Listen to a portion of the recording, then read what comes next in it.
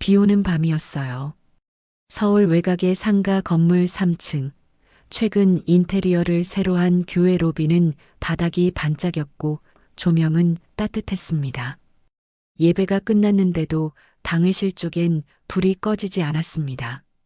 문이 완전히 닫히지 않아 말소리가 새어나왔어요. 목사님, 이건 너무 빠릅니다.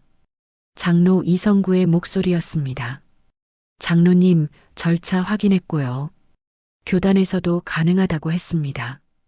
담임 목사 김정호가 낮게 받았죠. 그래도요. 어제까지 집사로 알고 있던 분을 우리가 목사로 섬긴다? 성도들 정서가. 그때 로비 끝에서 봉사조끼를 벗던 박준호 집사가 발걸음을 멈춥니다. 그는 문틈을 바라보다가 천천히 고개를 숙였어요. 하나님, 저는 교회를 혼란스럽게 하고 싶지 않습니다. 그 말이 기도인지 고백인지 모를 정도로 작았죠. 하지만 그날 밤 교회는 이미 혼란 속에 접어들고 있었습니다. 안녕하세요. 오늘 이야기는 간증 하나가 사람을 살리기도 하지만 동시에 교회 안의 마음들을 드러내기도 하는 이야기입니다. 마음에 닿는 부분이 있다면 구독과 좋아요로 함께 해주세요. 이 채널은 누구를 공격하기보다 갈등 한복판에서 하나님이 어떻게 길을 여시는지를 조용히 따라갑니다. 박준호는 이 교회에서 딱 일 잘하는 집사였습니다. 서울 외곽 지하철역에서 버스로 2정거장쯤 가면 나오는 동네, 상가와 빌라가 섞여 있는 거리 끝에 교회가 있었어요. 교회는 최근 리모델링을 해서 로비에 안내 데스크가 생겼고 예배당 의자는 새 것처럼 깔끔했습니다. 준호는 늘 일찍 왔습니다. 주차 라인을 테이프로 다시 붙이고 새가족 명찰을 정리하고 주보가 구겨진 건 다시 펴서 꽂았죠. 예배 후엔 의자 밑 쓰레기를 주워 담고 강단꽃이 꺾였으면 말없이 다시 정리했습니다. 성도들은 준호를 좋게 봤습니다. 말이 많은 사람이 아니어서요. 집사님은 참 조용히 잘 섬겨. 그런 칭찬이 주로 따라붙었죠. 누군가는 그가 사업을 하다 실패했나 보다 했고, 누군가는 오래 교회를 쉬다가 돌아왔나 보다 했습니다. 준호도 굳이 설명하지 않았어요. 그가 숨긴 건 과거의 타이틀이 아니라 과거의 부끄러움이었습니다. 그는 예전에 성도 500명 규모 교회에서 전도사와 부목사로 10년을 사역했습니다. 그러다 한 영혼을 사랑하지 못하는 자신이 너무 불편해져 사임했고 택시를 몰며 성도로 내려왔죠. 그런데 지금 그는 다시 평온해지고 있었습니다. 평온해지는 순간이 제일 두려웠어요. 그걸 아는 사람은 아무도 없었습니다. 다만 담임 목사 김정호만 어느 날부터 준호의 기도와 눈빛을 유심히 보기 시작했죠. 주일 오후 예배당 정리가 거의 끝났을 때였습니다. 담임 목사 김정호가 로비에서 준호를 불렀어요. 집사님, 잠깐만요. 목사는 늘 친절했지만 그날은 표정이 조금 달랐습니다. 조심스럽고 동시에 확신이 있는 얼굴이었죠. 상담실은 작았고 커피 향이 은은했습니다. 목사가 먼저 말을 꺼냅니다. 집사님, 혹시 신학교 다니셨습니까? 준호의 손이 잠깐 멈췄어요. 네, 예전에요. 목사는 더 깊이 묻지 않고 대신 한 문장을 던졌습니다. 집사님, 기도는요, 처음 믿는 사람의 기도가 아닙니다. 준호는 웃어 넘기려 했지만 목사의 눈이 흔들리지 않았어요. 결국 준호가 천천히 말합니다. 목사님, 사실 저는 예전에 사역자였습니다. 그런데 내려왔습니다. 그 말이 끝나자 상담실 공기가 바뀌었습니다. 목사는 놀라면서도 오히려 안도한 듯 했어요. 그래서였군요. 며칠 뒤 금요기도회가 다가왔습니다. 목사는 조심히 부탁합니다. 집사님, 간증 한번 해주실 수 있나요? 요즘 성도들이 많이 지쳐 있어요. 집사님의 이야기가 누군가에겐 숨통이 될 것 같습니다. 준호는 바로 대답하지 못했어요. 간증은 문을 여는 일이니까요. 문이 열리면 다시 사역의 길로 들어갈 것 같았습니다. 그는 머뭇거리며 말합니다. 제가 교회를 흔들까봐 두렵습니다. 목사는 잠시 침묵하다가 답했죠. 흔들림이 꼭 나쁜 건 아닙니다. 하나님이 고치실 때도 흔들립니다.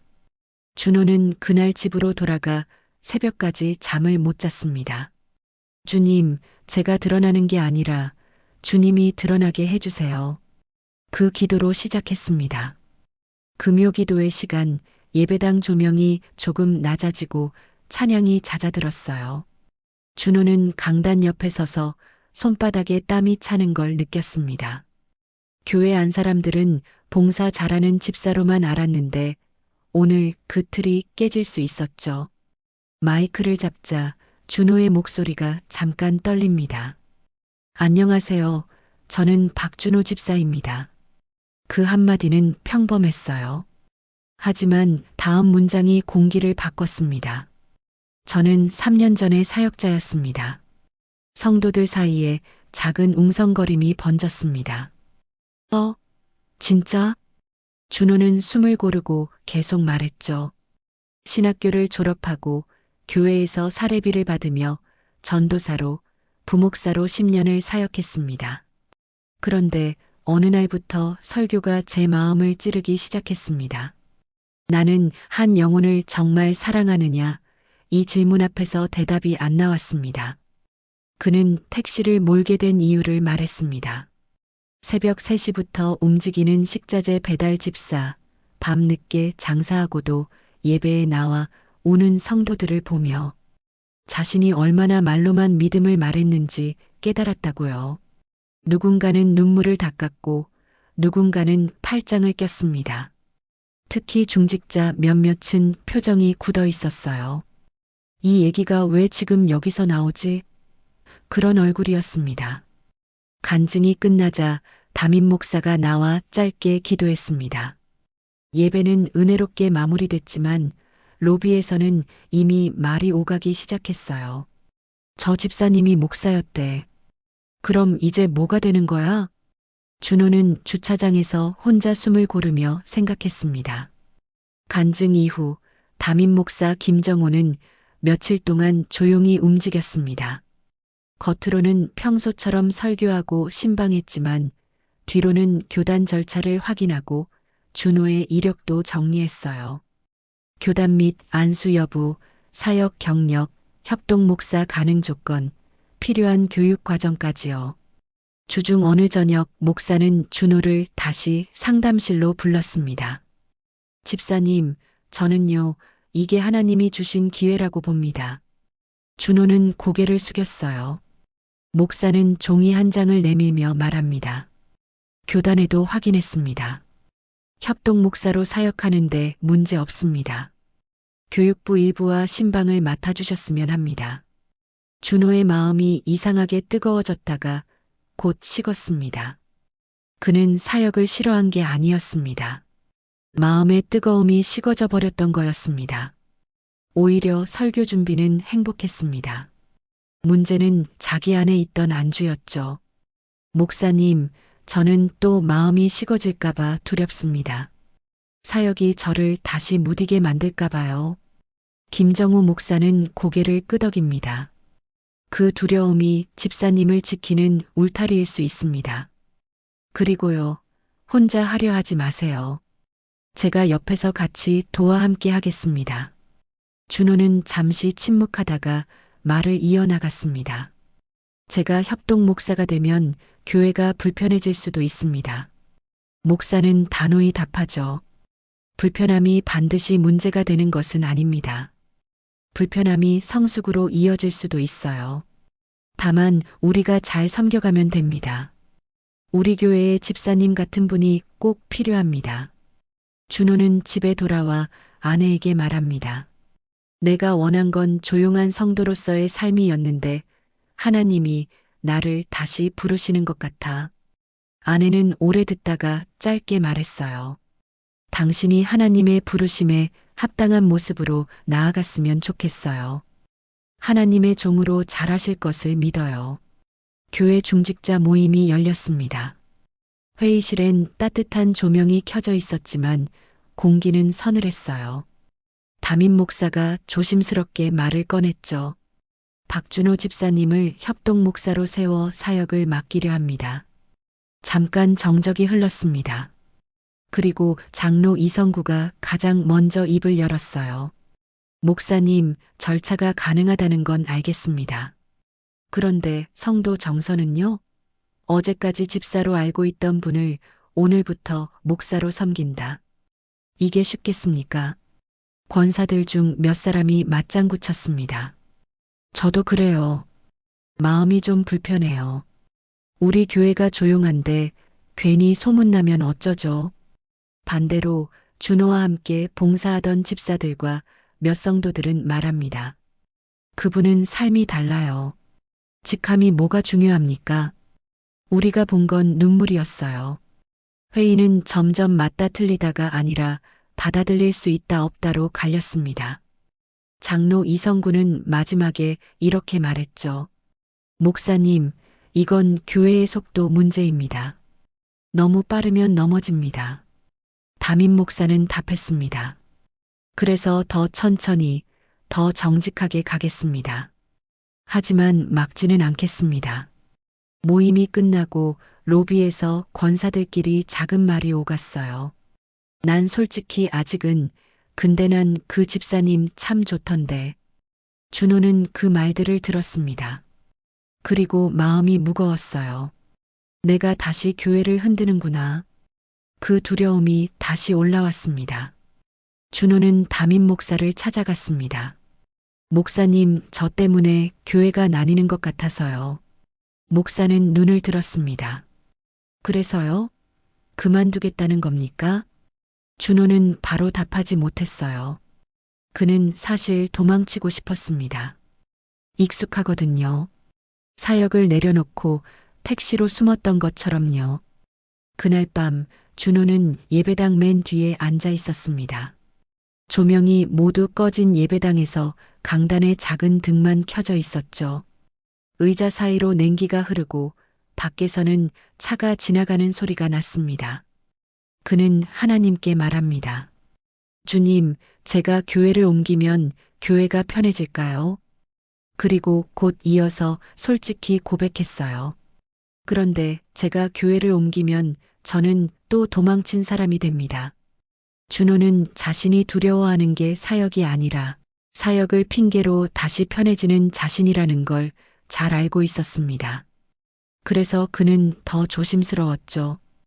그때 휴대폰이 울렸습니다. 함께 봉사하던 청년에게서 온 메시지였어요. 집사님, 오늘도 주차 도와주셔서 감사했어요. 저는 집사님이 목사든 집사든 상관없어요. 그냥 하나님 앞에서 진짜 같아서요. 준호는 그 메시지를 보고 조용히 하나님께 나아갔습니다. 그리고 마음속으로 대답했습니다. 그래, 이번엔 도망치지 말자. 다음 날 아침 그는 담임 목사에게 말합니다. 목사님, 순종하겠습니다. 다만 제가 사람을 잃지 않게 옆에서 꼭 잡아주세요. 목사는 짧게 답했죠. 그게 동역입니다. 주일 예배가 끝난 후 담임 목사 김정우가 공지했습니다. 다음 주부터 박준호 집사님이 협동 목사로 사역을 시작합니다. 교육 일부와 신방을 맡을 예정입니다. 예배당은 잠깐 조용했다가 여기저기서 작은 박수가 났습니다. 하지만 박수 소리가 크진 않았어요. 어떤 사람들은 박수를 치지 않았거든요. 로비로 나오자마자 말들이 터졌습니다. 진짜 목사님이 된대. 나는 솔직히 아직 나는 좋은데. 그 집사님 진짜였잖아. 권사 한 분이 다른 권사에게 말합니다. 우리 이제 호칭을 뭐라 불러야 해? 그 말이 현실이었죠. 신앙은 마음의 문제인데 교회는 늘 관계의 언어로 돌아가니까요. 장로 이성구는 몇몇 중직자와 서서 담임 목사에게 갔습니다. 목사님, 성도들이 준비가 안 됐습니다. 담임 목사는 답했어요. 그래서 더 설득하고 설명할 겁니다. 하지만 멈추진 않겠습니다. 준호는 주차장 쪽에서 그 장면을 멀리서 봤습니다. 누가 자신을 부르기도 전에 이미 많은 시선이 자신에게 향해 있었어요. 그날 오후 준호는 택시 핸들을 잡았습니다. 예전처럼요. 마음이 복잡할 때면 도로가 그를 진정시켰습니다. 손님이 내린 뒤 그는 차를 잠시 세우고 하나님께 기도를 드렸습니다. 하나님, 제가 틀렸다면 멈춰주세요. 하지만 부르심이라면 제가 사람을 사랑하게 해주세요. 기도가 끝나자 차창에 비친 자신의 얼굴이 낯설었습니다. 다시 사역자가 되는 얼굴. 그 얼굴이 자신도 모르게 무거워 보였어요. 당회실 문이 닫히자 공기가 달라졌습니다. 장로 이성구는 조용히 말하다가 어느 순간 목소리가 높아졌어요. 목사님, 교회는 질서로 지켜집니다. 담임 목사 김정호도 단호했습니다. 장로님, 질서도 중요합니다. 하지만 질서가 사람을 막는 칼이 되면 안 됩니다. 장로가 책상을 두드리며 말합니다. 솔직히 말하겠습니다. 성도들 정서도 문제지만 제 마음이 더 문제입니다. 방안이 조용해졌어요. 장로는 숨을 고르고 이어갔습니다. 저분이 오면 우리는 늘 비교당할 겁니다. 저 사람은 택시 몰며 배웠다는데 우리는 뭐 했냐? 이런 말이 나올 겁니다. 저는 그게 두렵습니다. 그 말이 너무 현실적이라 아무도 쉽게 반박하지 못했어요. 정서라는 말 뒤에는 종종 자존심이 숨어 있거든요. 준호는 그 자리에서 처음으로 입을 열었습니다. 장로님, 제가 올라가려고 하는 게 아닙니다. 저는 더 낮아지려고 왔습니다. 그런데 제가 낮아지지 못하면 저부터 내려가겠습니다. 장로가 얼굴을 찌푸렸습니다. 그 말이 더 부담입니다. 왜 그렇게까지 합니까? 준호는 조용히 답했어요. 사역자일 때는 그렇게까지 못했습니다. 그래서 내려왔습니다. 담임 목사는 한숨을 쉬며 말했습니다.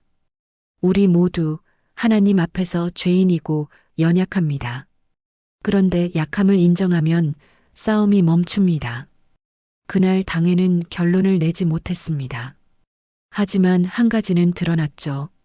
이 갈등은 준호의 자격 문제가 아니라 교회 안 사람들의 마음이 드러나는 사건이라는 것. 그게 더 아프고 더 필요했습니다. 회의가 끝난 밤 준호는 교회에 남았습니다. 예배당 불은 대부분 꺼졌고 강단 앞 작은 조명만 켜져 있었어요. 바닥은 새로 깔린 마루라 반짝였고 꽃꽂이는 단정했지만 이상하게 쓸쓸해 보였습니다. 준호는 강단 아래에 앉았다가 결국 무릎을 꿇었습니다. 하나님, 저는요, 교회를 어렵게 하는 것 같습니다. 그는 스스로를 탓했고 동시에 하나님께 묻고 싶었습니다. 왜 하필 지금, 왜 하필 여기서? 그때 예배당 문이 열렸습니다. 담임 목사 김정호가 들어왔어요. 목사는 말없이 강단 아래로 내려와 준호 옆에 무릎을 꿇었습니다. 준호가 낮게 말합니다. 목사님, 제가 빠지면 교회가 편해질까요? 목사가 답합니다. 편해질 수는 있겠죠. 그런데요, 편해지는 게 꼭 건강한 건 아닙니다. 준호의 눈이 젖었습니다. 저는 다시 무뎌질까봐 두렵습니다. 김정우는 고개를 끄덕이며 말했어요. 그래서 하나님이 공동체를 주시는 겁니다. 혼자 무뎌지지 말라고요. 둘은 오래 기도했습니다. 대단한 말은 없었습니다. 주님, 살려주세요. 주님, 교회를 지켜주세요. 그 말만 반복됐어요. 기도가 끝나고 준호는 아주 작은 목소리로 고백합니다. 저는 목사가 되고 싶은 게 아닙니다. 사명을 잃지 않고 싶습니다. 목사는 준호의 어깨를 가볍게 두드렸습니다. 그 고백이 있으면 하나님이 길을 여십니다. 그날 밤 해결은 오지 않았습니다. 하지만 싸움의 방향이 바뀌었죠. 누가 옳으냐가 아니라 우리가 하나님 앞에서 어떻게 서야 하느냐로요. 그게 갈등의 한복판에서 주어진 작은 은혜였습니다. 며칠 뒤 장로 이성구가 준호에게 연락했습니다. 집사님, 아니, 박준호 잠깐 봅시다. 둘은 교회 근처 작은 카페에서 만났어요. 창밖으로 버스가 지나가고 비가 조금씩 내렸습니다. 장로는 커피를 만지작거리다 말합니다. 내가 그날 너무 심했죠. 준호는 고개를 저었습니다. 아닙니다. 장로님 마음도 이해됩니다. 장로는 한참 침묵하다가 갑자기 말했어요. 나는요, 교회를 오래 섬겼습니다. 그런데 어느 순간부터는 섬기는 게 아니라 자리를 지키고 있더군요. 준호는 숨을 고르고 들었습니다. 장로는 이어 말합니다.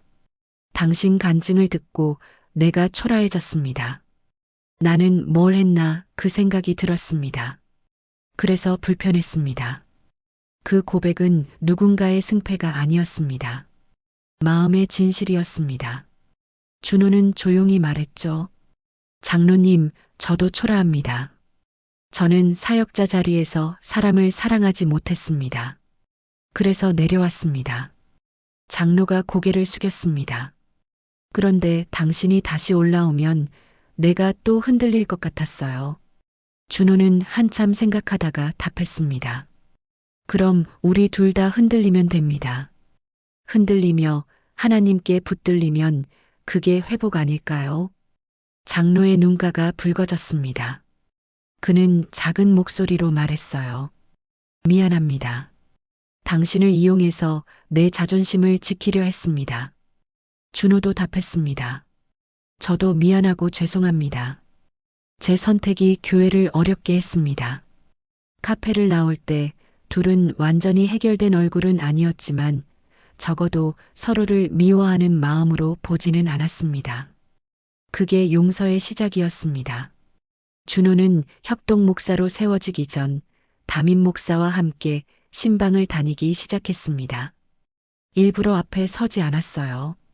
그냥 옆에서 듣고 필요하면 기도만 했습니다. 첫 신방은 자영업하는 집사집이었습니다. 가게가 어렵고 아이 학원비가 밀렸다는 얘기였죠. 집사는 말하다가 울었습니다. 목사님, 저 믿음 없죠. 기도해도 달라지는 게 없어요. 예전에 준호라면 하나님이 채우십니다를 먼저 말했을지 모릅니다. 그런데 이번엔 달랐어요. 준호는 잠시 침묵하다가 말했습니다. 집사님, 오늘은 제가 답을 못 드리겠습니다. 집사가 놀라며 눈을 들었습니다. 준호가 이어 말하죠. 제가 택시 몰면서 알게 된 게 하나 있습니다. 어떤 날은요, 답이 없어서 더 힘든 게 아니라 혼자라서 더 힘들었습니다. 그리고 그는 조용히 덧붙였습니다. 오늘은 제가 옆에 있겠습니다. 그 말에 집사의 어깨가 무너졌습니다. 울음이 더 커졌지만 그 울음은 이상하게 가벼워 보였어요. 신방을 마치고 나오며 담임 목사가 준호에게 말했습니다. 집사님, 아니, 준호 목사님. 지금 방금 목회가 뭔지 보여주셨습니다. 준호는 작게 대답했죠. 목사님, 전 그저 늦게 배웠습니다. 소문은 조금씩 바뀌었습니다. 불편하다던 사람들이 생각보다 다르다라고 말하기 시작했어요. 교회는 천천히, 정말 천천히 풀리기 시작했습니다. 하지만 준호의 마음은 여전히 조심스러웠습니다. 사람들의 반응이 좋아질수록 그는 더 두려웠어요. 칭찬은 달콤하고 달콤함은 사람을 교만하게 만들거든요. 어느 밤 준호는 집에서 설교 원고를 펼치고도 한 글자도 못 썼습니다. 머릿속엔 내가 정말 다시 사명으로 가고 있나 아니면 인정받는 맛에 가고 있나 이 질문이 맴돌았죠. 그는 아내에게 말합니다. 나 또 그러면 어떡하지? 아내는 짧게 답했어요. 당신이 그걸 두려워하는 것 자체가 하나님이 붙드시는 증거 아닐까? 다음 날 준호는 담임 목사를 찾아갔습니다. 목사님, 제가 요즘 칭찬받으면 무서워집니다. 김정우는 웃지 않았습니다. 진지하게 말했어요. 나도 그렇습니다. 그래서 우리는 자주 무릎 꿇어야 합니다. 준호가 물었습니다. 목사님, 제가 협동 목사가 되면 교회가 흔들릴까요? 목사는 대답합니다.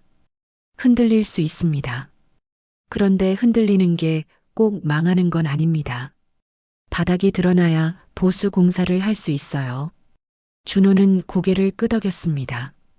교회는 갈등이 없는 곳이 아니라 갈등을 말씀으로 다루는 곳이어야 한다는 거요. 그날 밤 준호는 다시 예배당에 들러 강단 앞에 섰습니다. 그리고 아주 짧게 기도했어요. 주님, 저를 지켜주세요. 제가 사람을 바라보지 않게 해주세요. 그 속에 영혼을 바라보게 해주세요. 그 기도가 그를 다시 영혼 쪽으로 돌려놓았습니다. 임명식 날 교회는 과하지 않게 준비했습니다. 꽃다발도 크지 않았고 특별한 소개 영상도 없었어요. 담임 목사는 일부러 조용히 진행했습니다. 우리가 자랑할 사람을 세우는 게 아니라 함께 섬길 사람을 세웁니다. 준호는 강단에 올라 인사를 했지만 길게 말하지 않았습니다. 저는 부족합니다. 다만 하나님이 다시 부르신다면 이번엔 사람을 사랑하는 아니한 영혼을 사랑하는 자리에서 도망치지 않겠습니다. 그 한 문장만 남겼어요. 예배가 끝나고 성도들이 인사하러 줄을 섰습니다. 어색하게 목사님이라고 부르는 분도 있었고 여전히 집사님이라고 부르는 분도 있었습니다. 준호는 언짢아 하지 않았어요. 오히려 밝은 미소로 답했습니다. 호칭이 중요한 날이 아니라 마음이 중요한 날이니까요. 그런데 가장 현실적인 장면은 예배 후였습니다. 준호는 어디에 있었냐면 강단이 아니라 로비였습니다. 새가족 한 분이 길을 헤매고 있었고 준호는 자연스럽게 다가가 안내했죠. 처음 오셨죠? 예배는 어떠셨어요? 그 순간 몇몇 권사들이 그 모습을 보며 서로를 쳐다봤습니다. 저 사람은 항상 한결같네. 준호는 교육부 회의에 들어가 아이들 이름을 외우기 시작했고 신방 일정표를 직접 정리했습니다. 그는 사역을 프로그램으로 하지 않았습니다. 사람을 기억하고 사람을 찾아갔고 사람 곁에 앉았습니다. 설교도 달라졌죠. 이제 말씀이 벽에 부딪히는 느낌이 줄어들었습니다. 그는 그 벽 반대편의 삶을 이미 살아봤으니까요. 협동 목사로 사역이 안정될 무렵 어느 평일 오후에 전화가 왔습니다. 박준호 목사님 맞으십니까? 저희 교회에서 담임 청빙을 조심스럽게 여쭙고 싶어서요. 준호는 한동안 말을 못했습니다. 전화기 너머의 목소리는 정중했고 조건도 나쁘지 않았어요. 규모는 작았지만 단독 목회 자리였습니다. 전화를 끊고 난 뒤 그는 교회 주차장에 차를 세워둔 채 한참을 앉아 있었어요. 이상하게 기쁘지 않았습니다. 오히려 두려웠죠. 또 올라가라는 건가? 또 자리로 끌려가는 건가? 그때 택시를 몰던 시절이 떠올랐습니다. 새벽도로 손님들의 한숨, 목사님들은 우리 삶을 잘 모르는 것 같아라고 말하던 그 여자 손님. 그 말이 다시 귓가에 맴돌았어요. 준호는 깨달았습니다. 하나님은 그를 여기서 편하게 머물게 하려는 게 아니었습니다. 협동 목사로 세우신 것도 도착이 아니라 훈련이었죠. 그날 밤 준호는 담임 목사 김정호에게 사실을 털어놓습니다. 목사는 잠시 놀랐지만 곧 고개를 끄덕였어요. 하나님이 또 움직이시네요. 준호가 말합니다. 목사님, 저는 단독 목회를 원한 적이 없습니다. 그런데 하나님이 원하시면 그 자리도 결국 사람을 사랑하는 자리여야겠죠. 목사는 조용히 대답합니다. 맞습니다. 당신이 그걸 알면 어디서든 목회가 됩니다. 더 큰 책임이 다가오는 신호였어요. 하나님은 늘 사람을 사랑하라고 한 걸음 더 앞으로 보내셨습니다. 주일 저녁 예배당 불이 하나둘 꺼지고 로비도 조용해졌습니다. 준호는 마지막으로 강단 앞에 서서 꽃꽂이를 바라봤어요. 예전엔 강단이 내 자리처럼 느껴졌다면 지금은 내가 무릎 꿇어야 하는 자리처럼 느껴졌습니다. 그는 혼잣말처럼 고백했어요. 하나님, 저를 큰 사람으로 만들지 마시고 사람을 사랑하는 사람으로 만들어주세요. 그리고 그가 가장 감사했던 장면이 떠올랐습니다. 자신을 반대하던 장로가 카페에서 고개 숙이며 내 자존심이 문제였다고 말하던 순간, 권사들이 신방 후에 목사님이 우리 얘길 들어주셔서 살 것 같다고 말하던 순간, 교회가 하나가 된 건 누가 잘해서가 아니었습니다. 서로가 약함을 인정했기 때문이었죠. 준호는 마지막으로 로비에서 주차 봉사표를 정리하며 일부러 이름을 하나하나 읽었습니다. 이 집사님은 새벽에 나오시지. 저 권사님은 늘 예배당 닦으시지. 그는 이제 압니다. 교회는 목회자만으로 교회가 세워지지 않습니다. 목사를 돕는 성도들의 눈물과 성도들의 아픔을 같이 아파하는 목회자의 손길이 교회를 세웁니다. 준호는 문을 잠그고 밖으로 나왔어요. 서울 외곽의 밤 공기가 서늘했고 멀리 택시 불빛이 지나갔습니다. 그는 마음속으로 응원합니다. 나 같은 목회를 돕는 성도들이여, 당신들의 섬김이 헛되지 않습니다. 그리고 조용히 결심했죠. 하나님이 또 부르시면 이번엔 도망치지 말자. 그 다짐이 이 이야기의 끝이자 다음 이야기의 시작이었습니다. 여러분은 교회에서 사람을 볼 때 직함을 먼저 보나요? 삶을 먼저 보나요? 이번 주 한 사람에게 기도할게요만 말하지 말고 10분이라도 옆에 앉아주세요. 내 안의 불편함이 정말 믿음의 원칙인지 아니면 자존심 비교인지 점검하세요. 목회자든 성도든 서로를 평가하기 전에 요즘 어떠세요? 한마디 먼저 건네보세요.